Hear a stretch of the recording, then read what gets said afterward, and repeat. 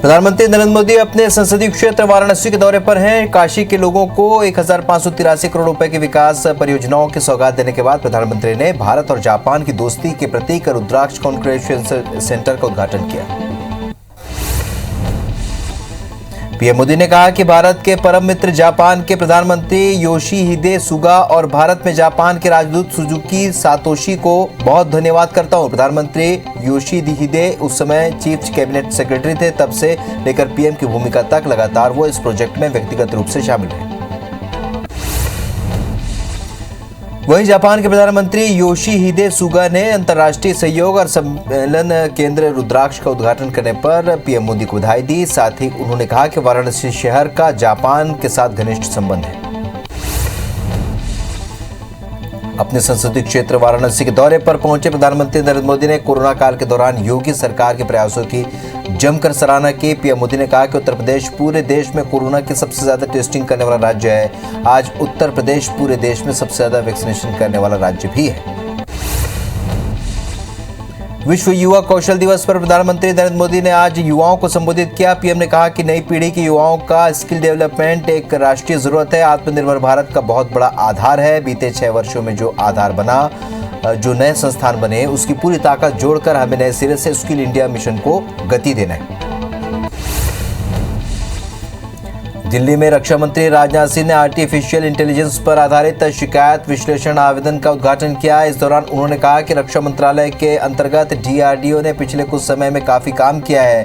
इस संगठन ने सैन्य उपयोग में आने वाले रोबोट, नेत्रा जैसे एप्लीकेशन, चेस्ट एक्सरे से कोविड का पता लगाने वाले आत्मन एआई जैसे उपकरण विकसित किए हैं।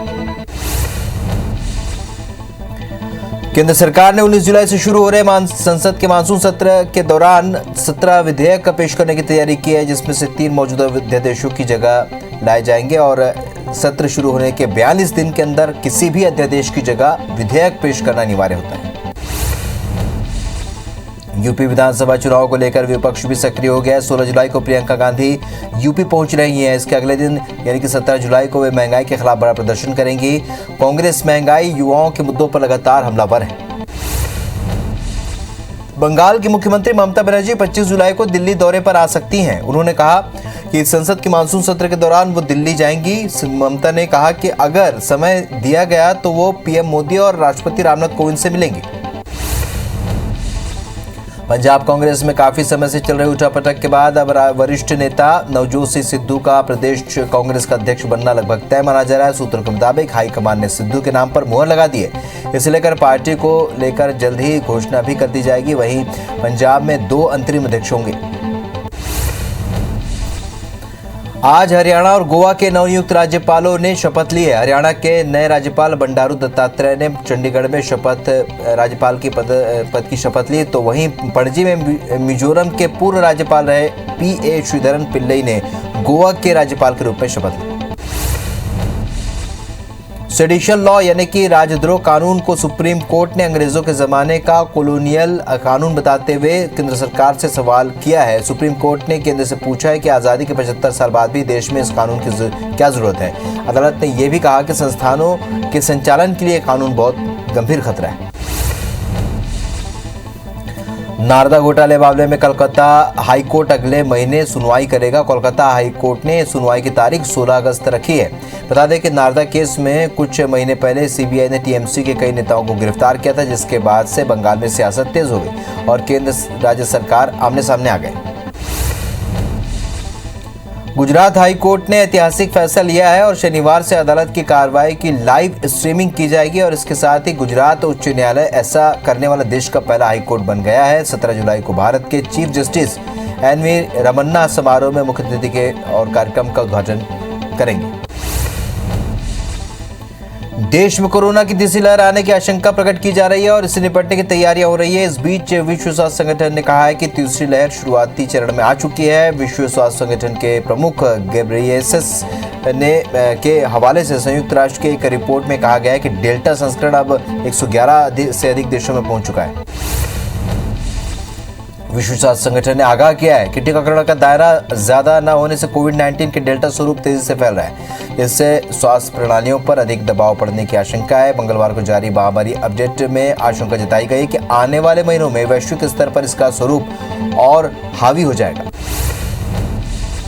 ब्रिटेन एक बार फिर से कोरोना की चपेट में आ गया है। सबसे बड़ी मुश्किल यह है कि टीका लगवा चुके वयस्कों में संक्रमण के मामले तेजी से बढ़ रहे हैं। ब्रिटेन में पिछले 24 घंटे में कोरोना वायरस के संक्रमण 42,302 नए केस सामने आए हैं, जो 15 जनवरी के बाद के सबसे ज्यादा दैनिक मामले। केंद्र सरकार के गृह विभाग ने छत्तीसगढ़ समेत सभी राज्यों को कोरोना एडवाइजरी जारी की है, जिसमें सार्वजनिक जगहों पर गाइडलाइन की धज्जियां उड़ाई जा रही हैं, जबकि दूसरी लहर अभी देश से पूरी तरह से खत्म भी नहीं हुई है। अलर्ट में अफसरों को जिम्मेदारी सौंपने और उनकी जवाबदेही भी सुनिश्चित करने को कहा गया है। कोरोना की तीसरी लहर के संकेत के बीच यूपी सरकार ने कांवड़ यात्रा को मंजूरी दे दी है, लेकिन इस पर इंडियन मेडिकल एसोसिएशन के अध्यक्ष जयलाल ने चिंता जताई है। उन्होंने कहा है कि सरकार को सावधान करना हमारा कर्तव्य है, क्योंकि इस समय कोई भी सामूहिक सभा हमारे देश के लिए विनाशकारी साबित हो सकती है। केरल में जीका वायरस का 5 और लोगों में संक्रमण पाया गया। राज्य में अब तक इस वायरस से संक्रमित लोगों की संख्या 28 हो चुकी है। केरल में 9 जुलाई को वायरस के पहले मामले की पुष्टि हुई थी। केरल की स्वास्थ्य मंत्री वीना जॉर्ज ने वायरस के संक्रमण की पुष्टि की। सोशल मीडिया पर कैलिफोर्निया से एक वीडियो वायरल हुआ है, जिसमें एक शख्स कोविड वैक्सीन लगवाने से बच रहा था और घर की छत पर चढ़ गया, जिसके बाद डॉक्टर्स की टीम ने उस छत पर चढ़कर ही वैक्सीन लगाई। इस वीडियो को इंडियन आईपीएस ऑफिसर ने शेयर किया।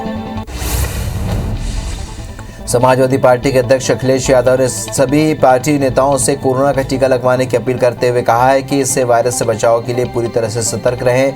गौरतलब है कि जनवरी में कोविड-19 का टीका आया था, जब अखिलेश ने कहा था कि उन्हें डॉक्टरों पर तो भरोसा है, लेकिन सरकार पर नहीं, और वो बीजेपी की वैक्सीन नहीं लगाएंगे। देश में अब तक 38 करोड़ 77 लाख लोगों को वैक्सीन लग चुकी है। इसमें 31 करोड़ 14 लाख यानी कि 24% से भी ज़्यादा लोगों को पहली डोज लग चुकी है। वहीं 7 करोड़ 63 लाख लोगों को दूसरी डोज लगाई जा चुकी है। पीएम मोदी ने सभी नागरिकों से तीसरी लहर से बचने के लिए सावधान रहने की अपील की है। वहीं देश में रोज 1 करोड़ वैक्सीनेशन का लक्ष्य रखा गया है।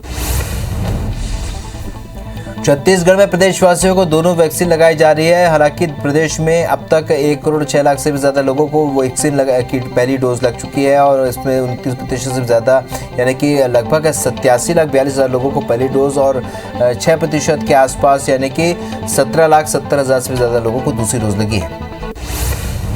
मध्य प्रदेश में 24 घंटे में 3,69,537 लोगों को टीका लगा। इससे अब तक 2 करोड़ 45 लाख 24,000 लोगों को वैक्सीन लगी है। इनमें 2 करोड़ 6 लाख यानी कि 28% से भी ज़्यादा लोगों को पहली डोज, तो 5.32% से भी ज़्यादा यानी कि 39,06,000 लोगों को दूसरी डोज लगाई गई।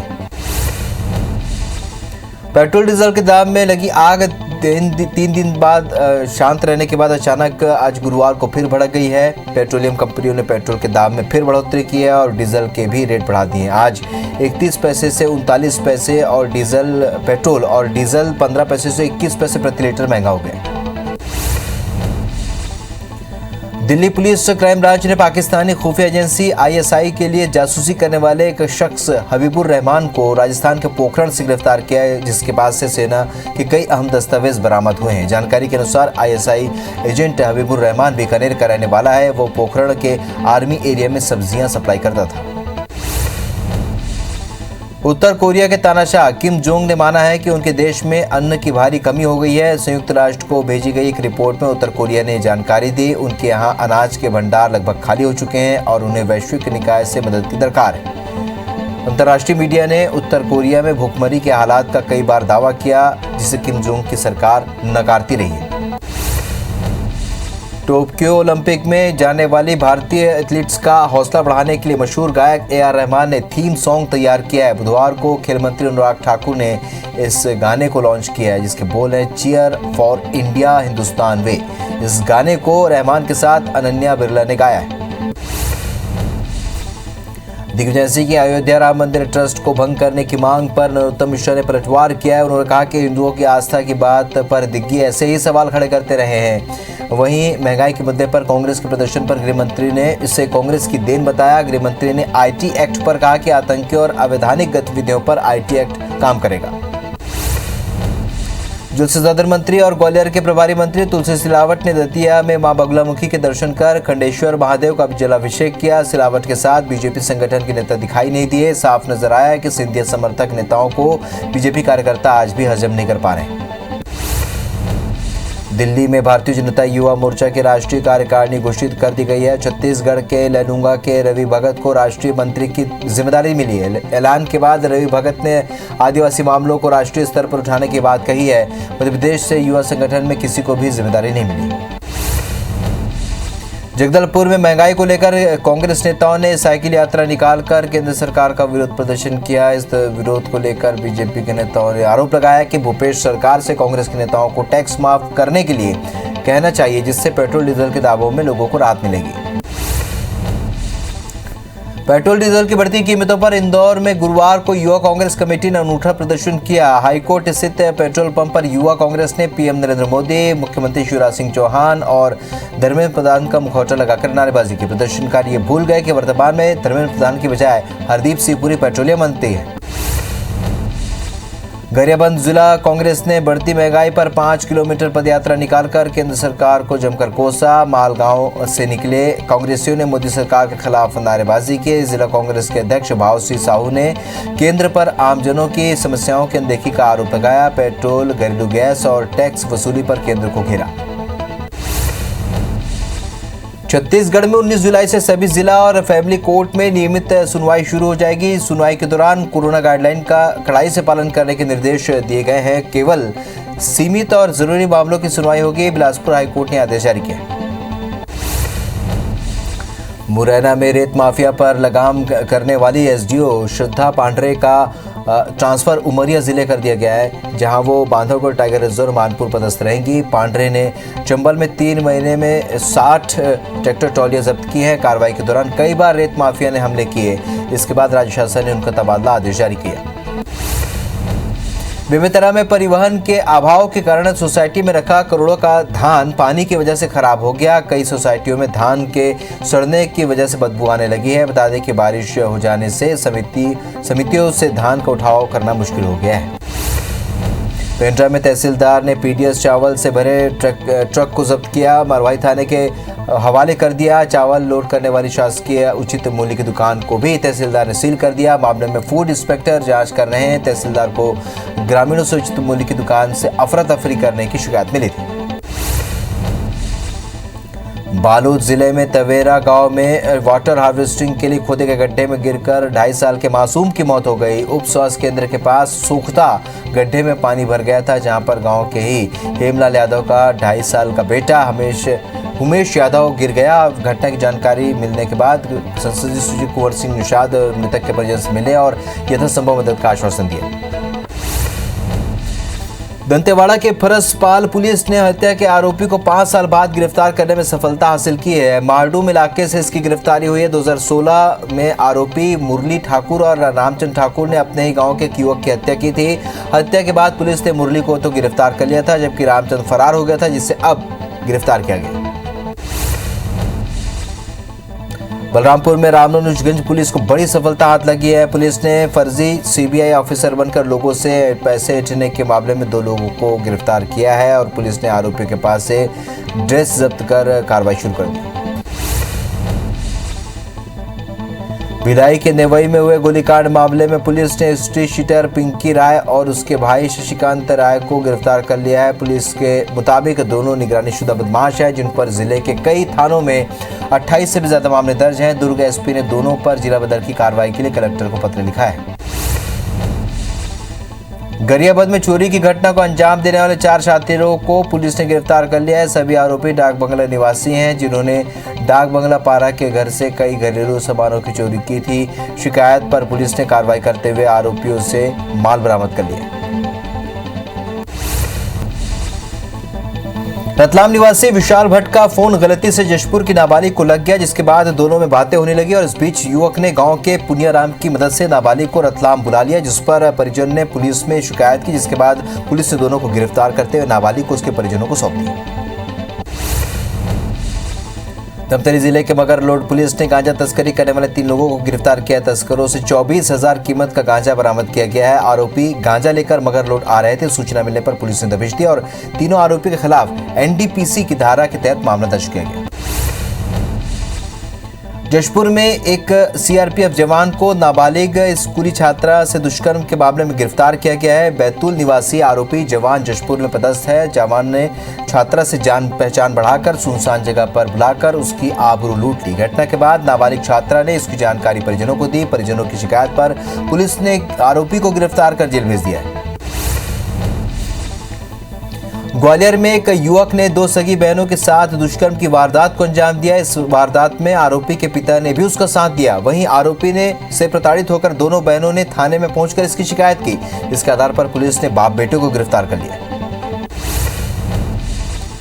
रायपुर में चाकूबाजी और मारपीट के मामले में लड़कियां भी पीछे नहीं है। ताजा मामला शक्ति बाजार स्थित फवारा चौक का है, जहां 6 से 7 लड़कियों के बीच मारपीट का एक वीडियो जमकर वायरल हो रहा है। इसमें सभी युवतियां एक दूसरे को तमाचा जड़ते हुए दिख रही है। हालांकि मारपीट के कारणों का खुलासा नहीं हो पाया है। खजुराहो के बमीठा थाना क्षेत्र के स्थित बीज भंडार में कुछ नकाबपोश आए और दुकानदार और उसके पिता की पिटाई कर दी। हमले में दुकानदार दीपक गुप्ता और उसके पिता बुरी तरह से घायल हो गए। पूरी घटना पास में लगे सीसीटीवी में कैद हो गई, जिसका वीडियो वायरल हो रहा है। जिसके बाद बमीठा पुलिस ने 3 लोगों के खिलाफ एफआईआर दर्ज की है। ग्वालियर में धोखाधड़ी का मामला सामने आया। आबकारी विभाग के रिटायर्ड अधिकारी की पत्नी के साथ एक ठेकेदार ने फ्लैट बेचने के नाम पर धोखाधड़ी कर दी। ठेकेदार ने खुद को मल्टी बताकर उससे 20 लाख रुपए हड़प दिए। महिला को बाद में पता चला कि वो वहां पर फ्लैट किसी और का है और इसकी शिकायत महिला ने पुलिस से की। वहीं पुलिस ने आरोपी ठेकेदार के खिलाफ मामला दर्ज कर कार्रवाई शुरू कर दी। सिंगरौली से सीधी को जोड़ने वाली नेशनल हाईवे नंबर 39 एक बार फिर से बदहाली की स्थिति में पहुंच गई है। इसके बाद भी दोनों जिलों के लोग अपनी जान को जोखिम में डालकर आवागमन करने को मजबूर हैं। बता दें कि रोड मरम्मत का काम 4 महीने पहले ही पूरा हुआ था, लेकिन 16 करोड़ की लागत से मरम्मत हुई सड़क 16 महीने में भी नहीं बन पाई। मंदसौर में बारिश नहीं होने से खेतों में बोई गई फसल सूख गई है, जिसकी वजह से किसानों को दोबारा बोनी करनी पड़ रही है। किसान रामलाल ने बताया कि उसने अपने 5 बीघा खेत में सोयाबीन के बीज बोए थे, लेकिन बारिश नहीं होने से आधे बीज अंकुरित हो गए, जबकि आधे बीज खेत में नष्ट हो गए। पन्ना टाइगर रिजर्व के गणेश हाथी का सफल ऑपरेशन हुआ। कैंप हिनौता में जबलपुर और पन्ना टाइगर रिजर्व के डॉक्टरों की टीम ने मिलकर ये सफल ऑपरेशन किया। 15 दिनों में गणेश हाथी के बाएं पैर से फाइब्रोसिस होने की वजह से चलने फिरने में दिक्कत हो रही थी। मध्य प्रदेश में कोरोना संक्रमण की रफ्तार घट रही है और जिसके चलते अब भोपाल का मीडिया अस्पताल कोरोना मुक्त हो चुका है। 15 महीने अस्पताल में एक भी कोरोना मरीज नहीं मिला। वहीं कोविड वार्ड की सामान्य वार्ड में बदलने की तैयारी की जा रही है। इससे पहले भी कोविड मरीजों के लिए 680 बेड आवंटित थे। रायपुर कलेक्टर ने सोमवार को 3 अफसरों की कमेटी बनाकर कोरोना प्रोटोकॉल के पालन का जिम्मा सौंपा है, लेकिन 48 घंटे बाद भी ये टीम एक्टिव नहीं हुई है। राजधानी के ही बालवी रोड, गुल बाजार, पंडरी जैसे बाजार में मास्क और डिस्टेंसिंग का पालन नहीं हो रहा है। ट्रेन, बसों और ऑटो रिक्शा तक में सोशल डिस्टेंसिंग की धज्जियां उड़ाई जा रही है। मुंगेली में कलेक्टर ने एक संशोधित आदेश जारी किया है, जिसमें जिले की सभी दुकानों को खोलने की समय सीमा को समाप्त कर दी गई है, जबकि जिले में धारा 144 लागू रहेगी। वही नियमों के उल्लंघन करने पर कार्रवाई की जाएगी।